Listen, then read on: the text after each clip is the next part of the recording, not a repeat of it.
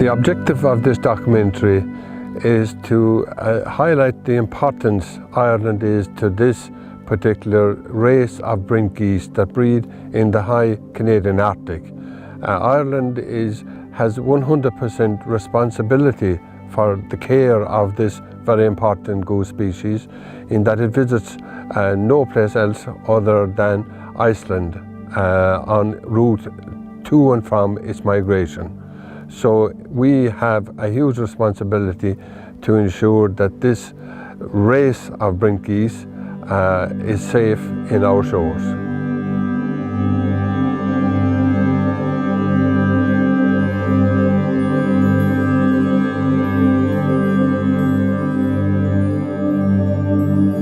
I've been studying Brent geese since the 1980s, and I am the current chairperson of the Irish Brent Goose Research Group.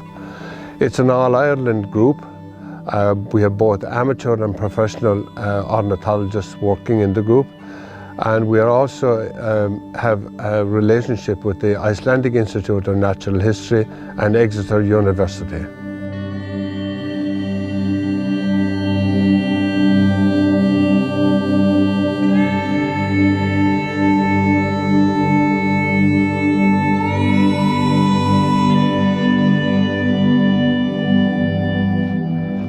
On my visits to Kerry, Barrow Harbour is one of the first places I come to.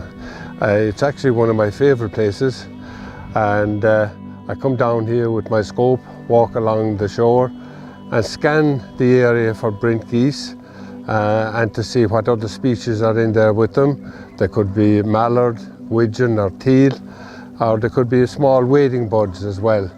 And I usually do a count first, and then I would check for the leg bands, and that takes some time, and any observations I have, any readings I have, I put recording in my notebook for processing later on. A key component of our research is ringing Brent geese and reciting those Brent geese afterwards. And up to the 1970s, the origin of the Brent geese that visit here was not fully known. And the Canadians actually marked them at that point, and the first one that was seen in Ireland was seen in March 1980 in Tralee Bay by the wonderful ornithologist called Frank King. Since the year 2000, we have been capturing and ringing Brent geese. To date, we have about 4,000 ringed in 130 cat sites right around the Irish coast. We've caught about 300 Brent geese in Kerry, Brindleville Salt Marsh, in Spa, Kilshannig, in the Marahees, and also at Cremon. We place plastic leg bands on their legs with letters and numbers. These are large enough to be identified with a field telescope up to about 250 to 300 meters in distance. And it's great to be able to operate the system on the living bird in the wild.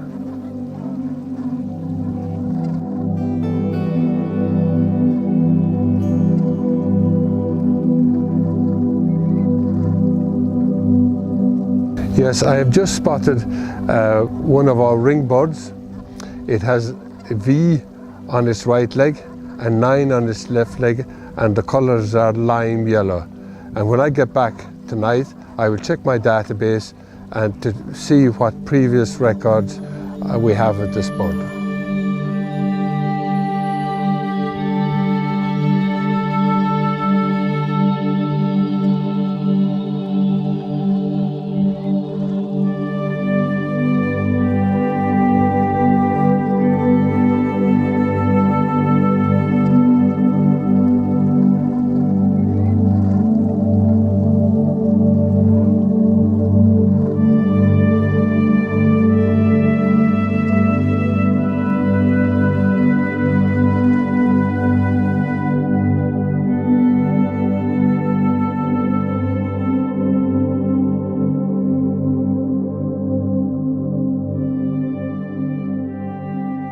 One of the best feeding areas for Brent in Kerry is the eelgrass beds here in Barrow. Unfortunately, we are standing here in an area that is not favourable for Brent. It's called Spartina. It's a very vigorous plant. It's a very tough plant. It has no known value to any wildlife in an Irish context, and the eelgrass is a much smaller, more delicate plant, and will not have any hope of surviving with the expansion of this more vigorous rough plant. It's eastern in origin. It was brought in originally to England to stabilise the mudflats around Southampton Harbour, but unfortunately it has escaped and is now an environmental threat to some of the best feeding areas for Brent geese. Brent geese first preference food would be eelgrass. However, if that's not available, they eat green algae, and here we have a very good example of the green algae that the Brent geese will feed when the tide is out. Brent feed to the cycle of the tide, and whether it's a good day or a bad day, whether it's raining or whether it's misty, or whether there is fog like we have here today in Barrow, and the geese are well spread out, they just take advantage of any type of weather and just feed. Here we have a small group of Brent geese engrossed in feeding green algae off the rocks, taking no notice of the lifeboat and the associated noise from the engine as it passes by.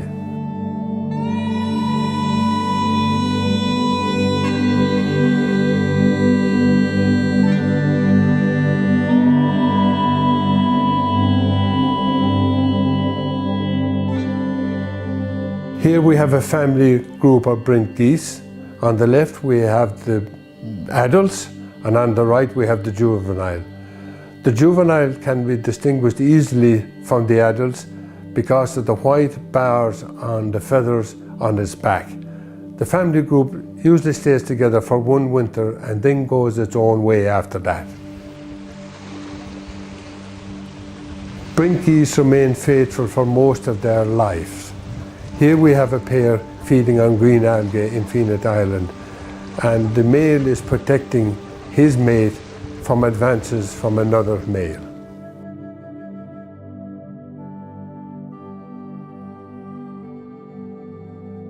On the way out to Fenit Island, with Fenit Castle in the background, Brent geese can be seen in their hundreds here feeding on eelgrass when the tide is coming in or when the tide is going out.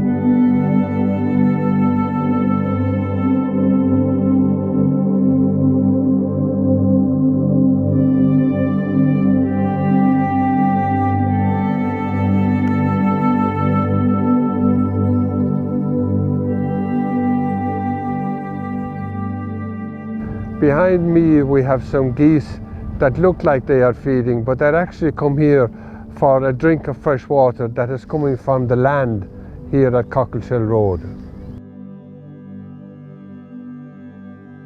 We're here in Brenneville Salt Marsh, which is a nature reserve, and it's owned by Kerry County Council. It's one of the preferred areas for Brent geese to come and feed on when the high tide prevents them from feeding on the eelgrass in the bay. There is an active management plan here whereby cattle graze at the grasslands during the summer to keep the sward short, which makes it ideal for Brent geese and other species to feed on during the winter.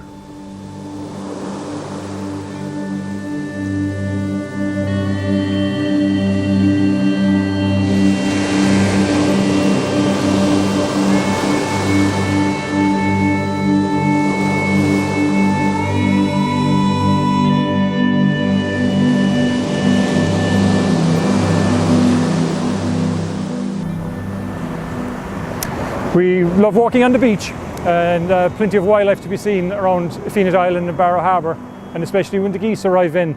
It's lovely to see the V shape as the flock arrives into Barrow Harbour.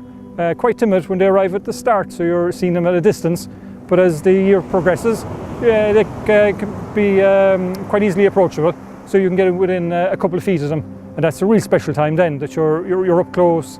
You can see I suppose even the family groupings, so that's a very special thing. And over the winter months, to be able to come down as a family and see how the geese are getting on, because they're feeding on the eelgrass, so you can see them stocking up for the trip back to the Canadian Arctic in the spring. I really love watching nature and the Brent Geese with my family, because it's really, really fun. And a couple of years ago, a guy called Jerry Murphy came to our school to talk about the Brent Geese, and he took us to a place that the Brent Geese eat, and we saw hundreds of them, and it was really, really interesting and really fun, because we got to ask questions about them, and it was really interesting to learn about them.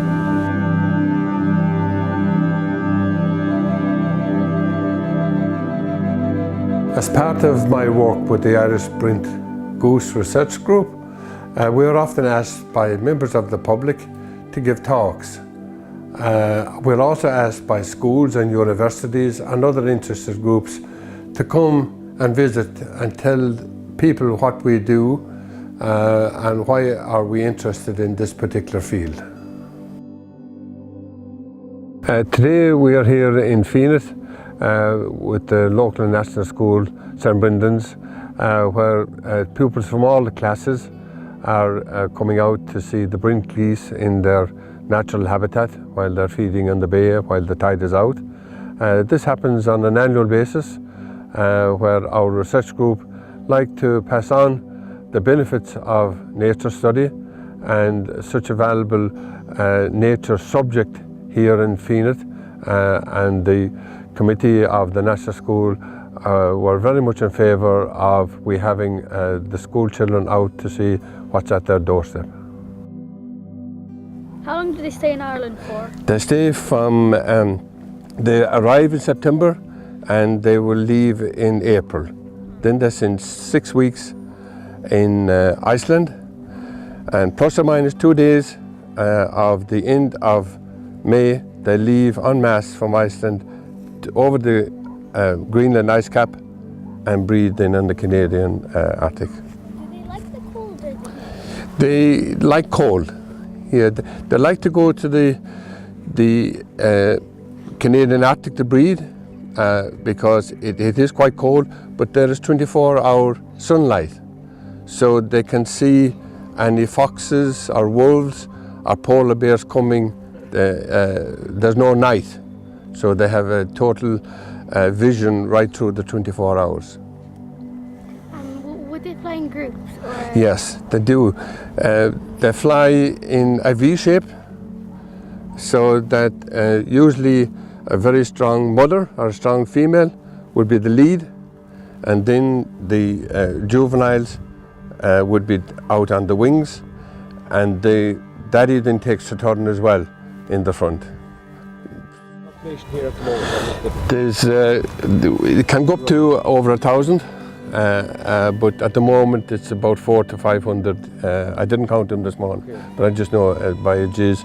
I count them with this is called a telecounter, so I can count individually like this, and that's 11, or I can, with my telescope, say 1, 2, 3, 4, 5, 6, 7, 8, 9, 10. And I go 1, 2, 3, 4, 5, 6, 7, 8, 9, 10, and do that way as well. And it's very accurate, pretty accurate. So in Kerry, there's in January there'll be just short of 4,000 Brent geese between here and Castlemaine.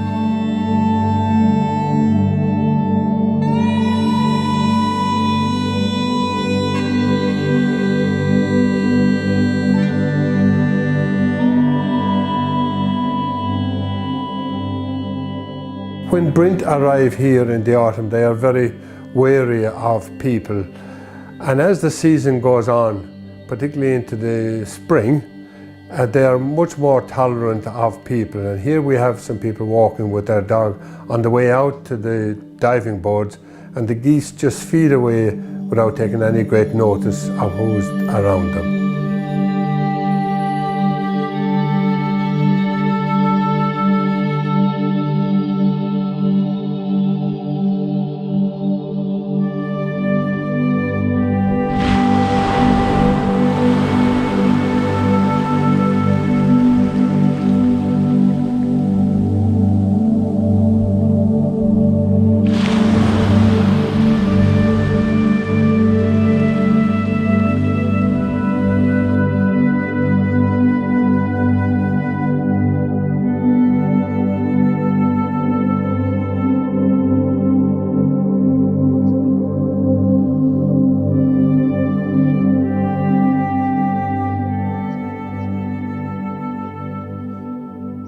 When the Brent geese arrive in their breeding grounds in the Canadian Arctic, sometimes snow is on the ground.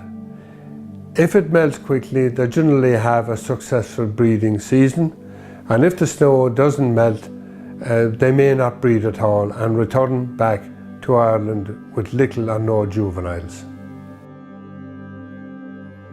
When the snow melts in the Canadian Arctic, Brent geese will find a hollow in a gravel area and lay their 5 or 6 eggs in their own down.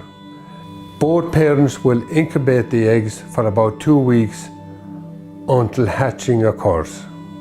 The last time the research group went to the Canadian Arctic to study Brent geese on their breeding grounds, the area is so remote and away from roads and normal transportation, we had to use a helicopter to transport all our gear, our quads, our tents, our ringing gear, our food, to the study site. After about a month, the Brent geese in their breeding grounds will lose their flight feathers and are flightless while they're growing their new ones. We use the helicopter to round them up on the lakes and head them to shore where they are herded into pens for capturing.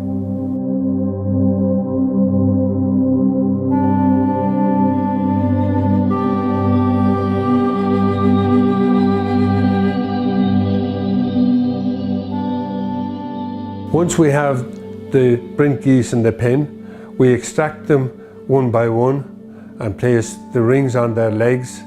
We measure their weight, we measure other vital details, biometric details, and they are released all together.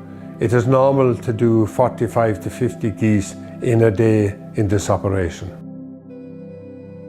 Ringing is very important in studying birds. It is the main source of information for future decisions about areas that are important for bird species, both wintering and breeding. And in the future, people with telescopes can observe them in the field, and that information is put into our database for future analysis. Our environment is for everybody to enjoy and respect. Recognizing that developments have to take place in the future, we must recognize Brent geese have been coming to Ireland for thousands of years. The well-being of this internationally important species depend on all our efforts to monitor and safeguard its habitats, so future generations of this wonderful species will survive for thousands of years to come.